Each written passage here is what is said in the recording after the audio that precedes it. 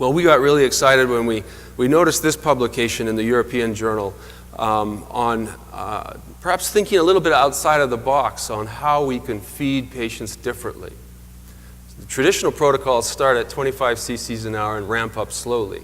Well, these investigators said, well, why do we have to do that? I'm sure there's some patients in the ICU where we can start feeding immediately at goal rate, be that 75, 80, 90 cc's an hour, whatever it is to meet their nutritional requirements. And in fact, they demonstrated that they could do that in a series of patients, better meet the nutritional needs with no increased complications.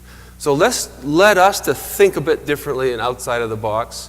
And we're actually presenting some data later this afternoon in a session on what I refer to as the PEP protocol, where we're trying to take us to a higher level of performance with these feeding protocols.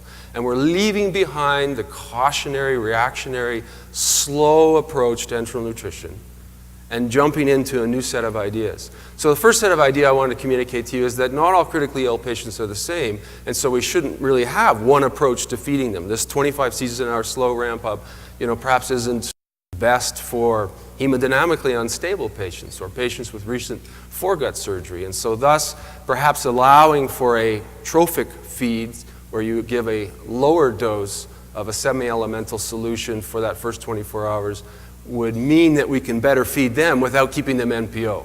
So now we have a series of options in this PEP protocol rather than just feed or no feed. We enable them to choose trophic feeds. We use a semi-elemental solution as our go-to solution just because it's much more likely to be absorbed, particularly in the early phase of critical illness in these sick patients, particularly those that are hemodynamically stable.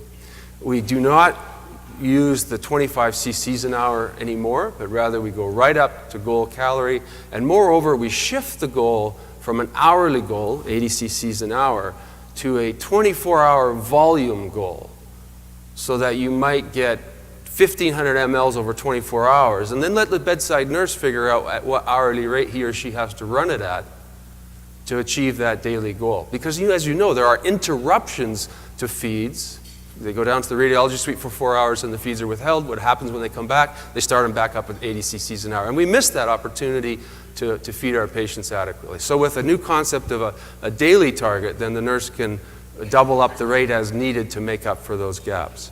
Tolerating a high gastric residual volume and starting empirically at time 0 with motility agents and protein supplements is another proactive rather than a reactive way of providing nutrition.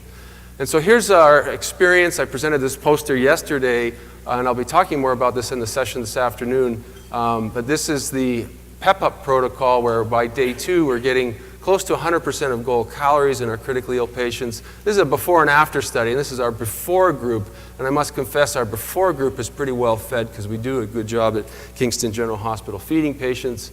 This is the adequacy of protein, so well over 100% by day 2 with such a protocol in the early phase of critical illness.